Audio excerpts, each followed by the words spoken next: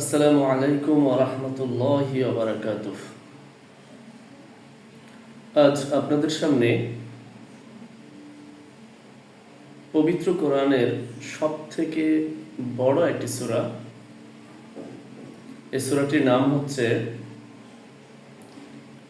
সূরাতুল বাকারা। এটি মদিনায় অবতীর্ণ হয় এবং এর আয়াত সংখ্যা হচ্ছে 286টি। এই সূরাটি পবিত্র কোরআনের 114টি সূরার মধ্যে সবথেকে বড় একটি সূরা। তো এখন এই সূরাটির 1 থেকে 5 নম্বর আয়াত পর্যন্ত তেলাওয়াত এবং এর ব্যাখ্যা আমরা শুনব। তো শুরু করা যাক ইনশাআল্লাহ। أعوذ بالله من الشيطان الرجيم. بسم الله الرحمن الرحيم.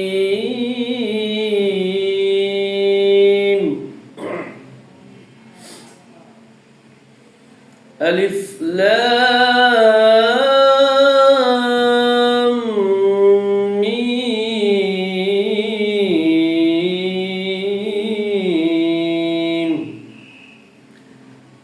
ذلك الكتاب لا ريب فيه هدى للمتقين.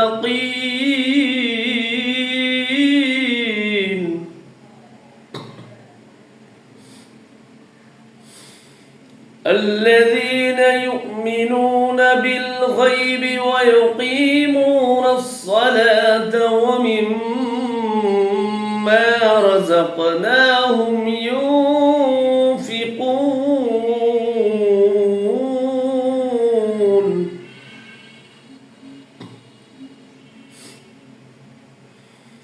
والذين يؤمنون بما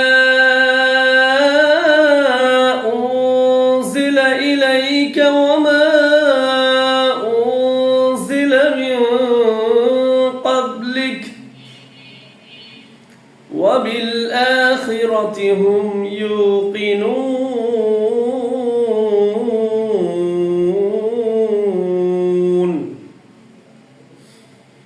أولئك على هدى من ربهم وأولئك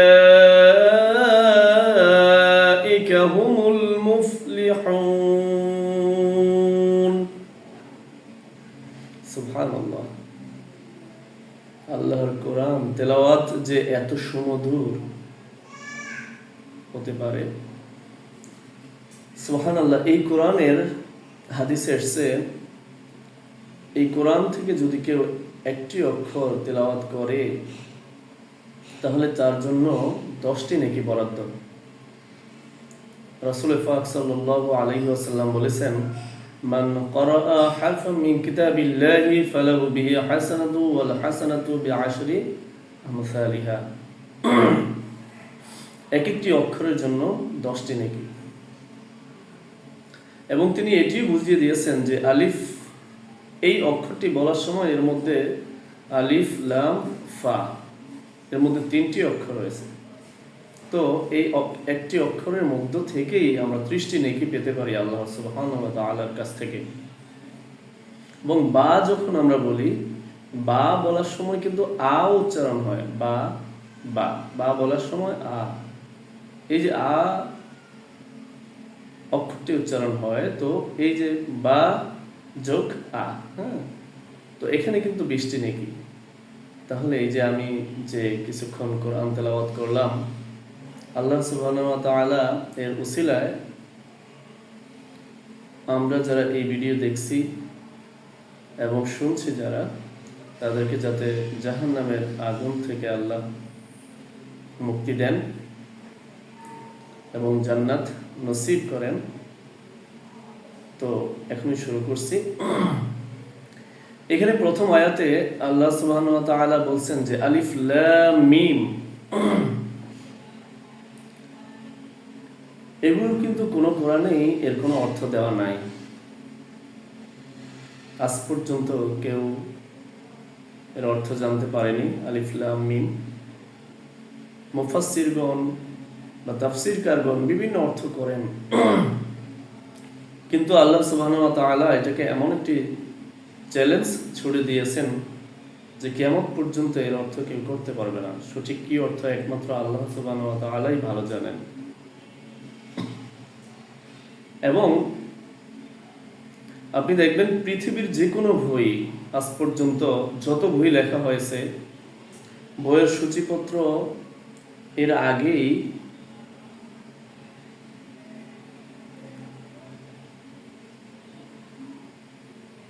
একটি বিষয় থাকে যেটাতে লেখা থাকে, যেখানে লেখা থাকে যে বইয়ে যদি কোনো ভুল ত্রুটি হয় তাহলে আমাদেরকে জানাবেন, বা আমরা জানলে পরবর্তীতে এটি সংশোধন করে দেব।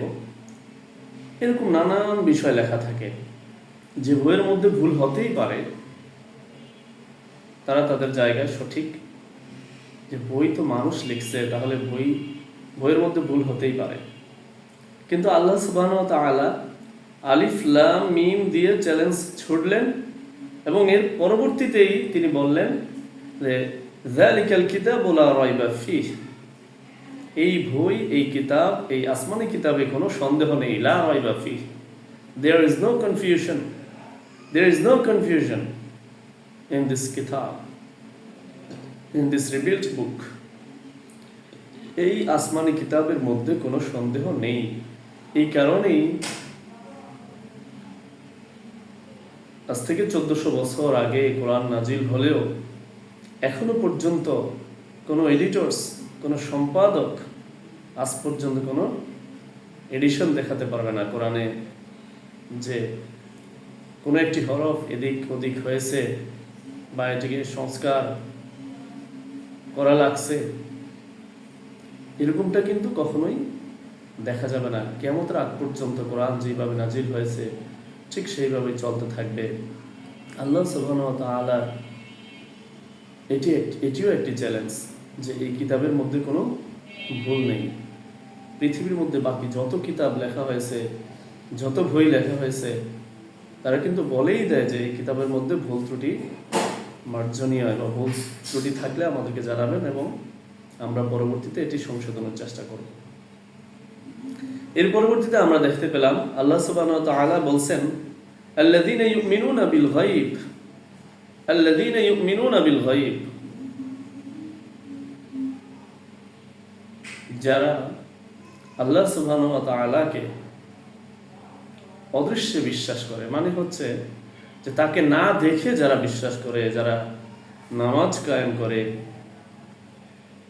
যারা সিয়াম সাধনা করে, যারা যাকাত দেয়, যারা সামর্থ্য থাকলে হজ করে,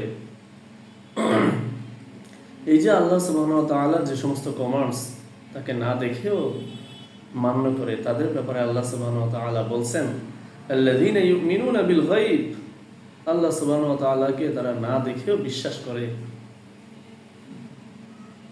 এই বিষয়টির কথা এখানে বলা হয়েছে। এরপরে বলা হচ্ছে ওয়া ইয়াকিমুনাস সালাত, তারা নামাজ কায়েম করে, ওয়া মিম্মা রাযাকনাহুম ইউনফিকুন, এবং আরো একটি বিষয় এখানে বলা হচ্ছে যে তাদেরকে আল্লাহ সুবহানাহু ওয়া তাআলা যে সমস্ত নিয়ামতরা যে দিয়েছেন সেইগুলো তারা ব্যয় করে, সেইগুলো হতে তারা ব্যয় করে, প্রতিদিন প্রতিনিয়ত তারা ব্যয় করে।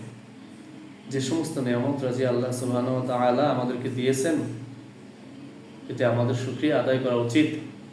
আল্লাহ সুবহানাহু ওয়া তাআলা পবিত্র কোরআনের একটি আয়াতে বলছেন লাইন শাকারতুম লাযিদান্নাকুম ওয়া লাইন কাফারতুম ইন্না আযাবি লাশাদীদ। সুবহানাল্লাহ, আল্লাহ কত মেহেরবান। আল্লাহ বলছেন যে তোমরা যদি আমার নিয়ামতের শুকরিয়া আদায় করো তো বান্দা তোমাদেরকে আমি আরো বাড়িয়ে দেব, তোমাদের নিয়ামত আরো বাড়িয়ে দেব। আর যদি তোমরা আমার নিয়ামত সমূহের অস্বীকার করো, নিয়ামত সমূহ অস্বীকার করো, তাহলে তোমাদের জন্য কিন্তু কঠিন হুঁশিয়ারি, কঠিন শাস্তির আওতায় তোমাদেরকে আসতে হবে। এইখানে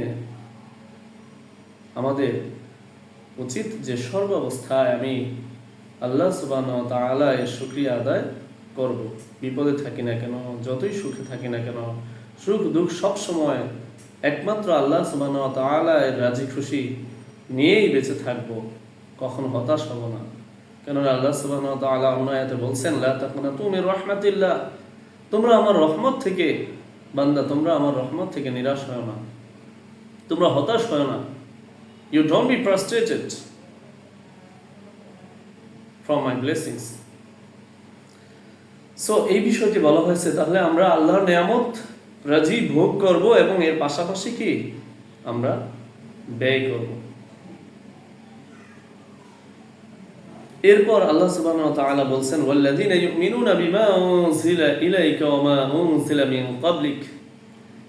এই আয়াতটি, এই ৪র্থ নম্বর আয়াতটিতে বলা হয়েছে যে তারা ঈমানদার যারা এই আসমানি কিতাব আল কোরআনের উপরে ঈমান এনেছে এবং ইতোপূর্বে যতগুলো আসমানি কিতাব নাজিল হয়েছে সেগুলোর উপরেও তারা ঈমান এনেছে। যারা ঈমান এনেছে, ওয়াবিল আখিরাতি হুম ইউকিনুন, ওয়াবিল আখিরাতি হুম ইউকিনুন, নিশ্চিত তারা হচ্ছেন পরকালের উপরে বিশ্বাসীরা।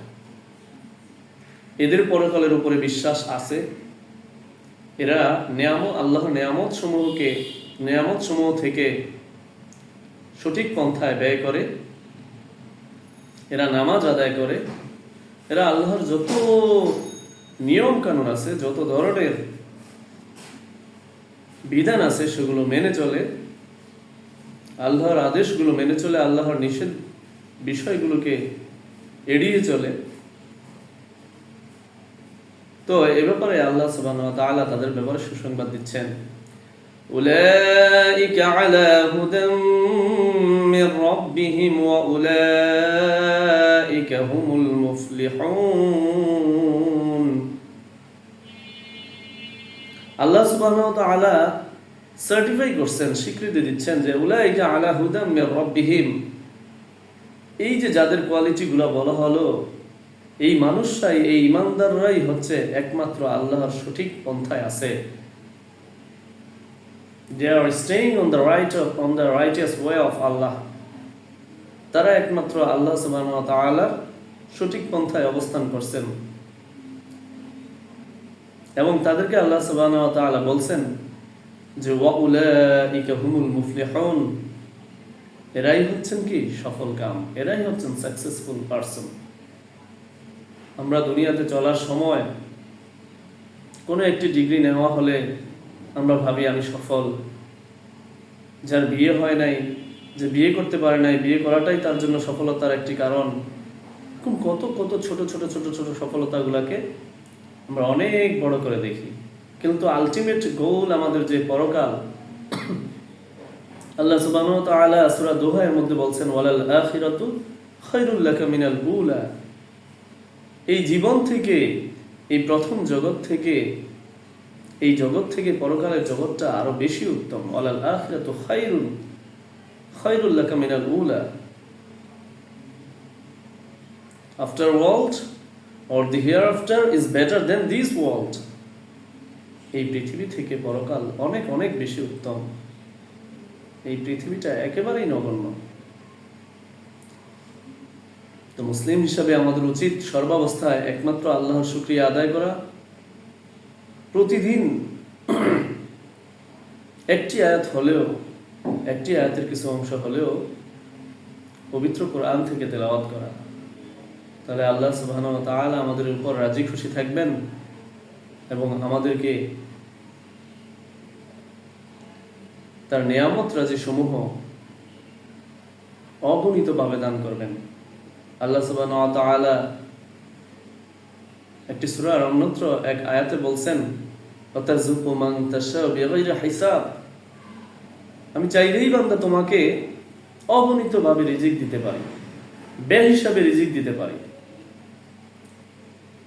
এই পৃথিবীর যার কাছেই যান না কেন, যার কাছেই একবার দুইবার তিনবার কারোর কাছে কিছু চাইলে আপনি পাবেন না।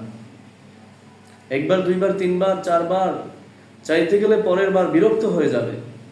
কিন্তু আল্লাহ সুবহানাহু ওয়া তাআলা এমন সত্তা এমন সত্তা যিনি রাগ হন নাই কখনো, বরং তার বান্দার উপরে তিনি সন্তুষ্ট হন। আমরা পৃথিবীতে চলার সময় এমন কথা আমাদের মনের মধ্যে পোষণ করি, যেই চাহিদাগুলোর কথা আমি আমার বাবার সাথে বলতে পারি নাই, আমার মায়ের কাছে বলতে পারি নাই, আমার কি লাগবে আমি আমার ভাইয়ের কাছে বলতে পারি নাই, সেই জিনিসগুলো আমরা গভীর রজনীতে একমাত্র আল্লাহ সুবহানাহু ওয়া তাআলা এর কাছে চাইতে পারি। যার সন্তান নাই সে সন্তান চাইতে পারি, যার ধন সম্পদ নাই সে ধন সম্পদ চাইতে পারি, যিনি বিবাহ করেন নাই তার বিবাহ হওয়ার জন্য আল্লাহ সুবহানাহু ওয়া তাআলা এর কাছে চাইতে পারি। সর্বোপরি আমাদের উচিত সর্বাবস্থায় আল্লাহ সুবহানাহু ওয়া তাআলার বিধানসমূহ মেনে চলা এবং একজন মুসলিম হিসাবে আল্লাহর ভয় নিজের মনে পোষণ করে পাপের কাজ সমূহ থেকে বিরত থাকা, সর্বাবস্থায় তাকে অবলম্বনের পথে চলা। আল্লাহ সুবহানাহু ওয়া তাআলা আজকের এই ব্যাখ্যাটুকু আমাদের আমলে নেওয়ার তৌফিক দিক। আমিন। ওয়া মা তৌফিকি ইল্লা বিল্লাহ।